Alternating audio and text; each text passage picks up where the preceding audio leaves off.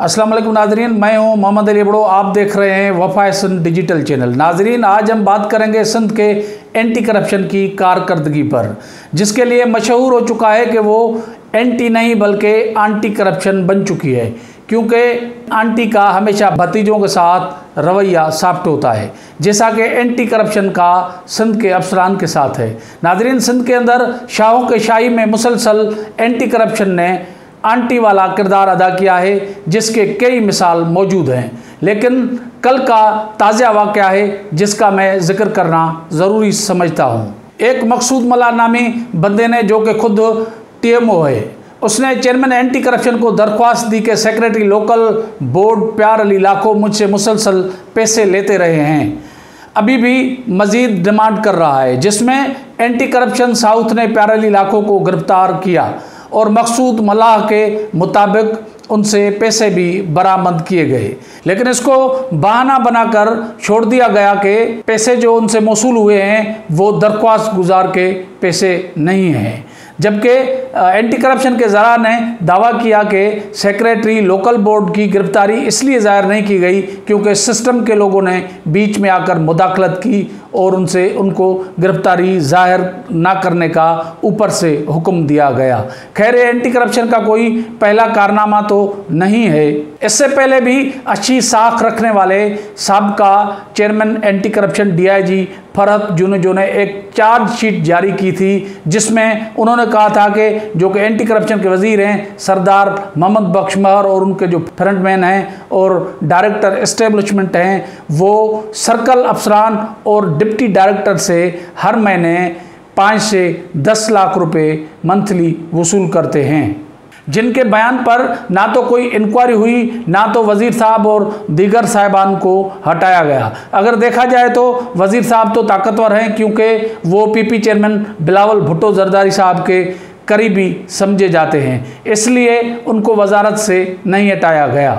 मगर नाजरीन, अखलाकी तौर पर होना तो ये चाहिए था कि जिन अफसरान के ऊपर 21वीं ग्रेड के साबका चेयरमैन ने इतने बड़े इल्ज़ामात लगाए थे, उनको हटाकर उनके खिलाफ इंक्वायरी की जाती। मगर कहाँ आई शाहों के शाही में इतनी अखलाकी जुर्रियत। नाजरीन, एक अंदर की बात बताता चलूँ जो कि सुन के आपको हैरत होगी। जैसे ही chairman anti corruption Farhat Junejo को हटाया गया तो कोई भी ईमानदार ऑफिसर इस पोस्ट पे आने के लिए तैयार नहीं था। 20 दिन तक डिपार्टमेंट में कोई भी चेयरमैन मुकर्रर नहीं किया गया था। इवन के वज़ीर आला सिंध मुराद अली शाह ने तकरीबन 3 अफसरान से अलग अलग मुलाकातें की और उनसे पूछा गया कि आपको यहाँ ला रहे हैं, क्या आप सिस्टम के तहत चल सकते हैं या नहीं चल सकते। उनमें एक अफसर था जिनको बाद में सूबे बदर भी किया गया। उन्होंने मुराद अली शाह को कहा कि शाह साहब, अगर मेरी पोस्टिंग यहाँ करते हैं तो मैं तो बिल्कुल नौकरी करने के लिए तैयार हूँ, लेकिन मेरे उसमें कोई मुदाखलत नहीं करेगा और मैं सिस्टम नहीं चलाने दूंगा। इसलिए फिर दोबारा उसको नहीं रखा गया और हुकूमती सिस्टम के काम करने वाले 20वीं ग्रेड के अफसर जुल्फ़कार शाह का आर्डर करवा दिया गया, जो कि इस वक्त फारेन में जो है वो छुट्टियां मना रहे थे।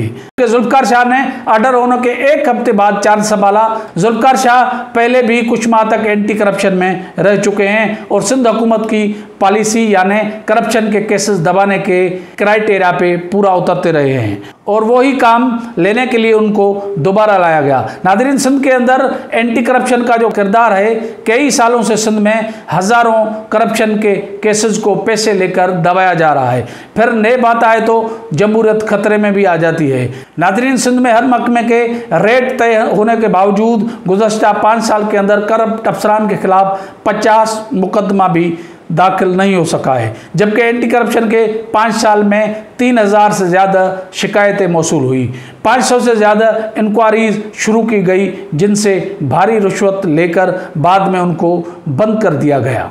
अब तो सूरत हाल यहाँ तक पहुँची है कि सिंध हुकूमत के गुड बुक में रहने वाले जुल्फ़कार शाह भी तंग आ चुके हैं और सिस्टम के लोगों को सिस्टम नहीं दे पा रहे हैं। नाज़रीन, शायद कुछ दिनों में ये खबर जो है अखबारों की जीनत बने के जुल्फ़कार शाह को भी ट्रांसफ़र कर दिया गया। नाज़रीन, जिन महकमों की इंक्वायरी दबा ली गई है उनमें महकमा आबपाशी, महकमा वक्फ एंड सर्विस, महकमा खजाना, महकमा तालीम, महकमा लाइव स्टॉक, महकमा रेवेन्यू, महकमा बल्दियात, महकमा सेहत और दीगर महकमे शामिल हैं।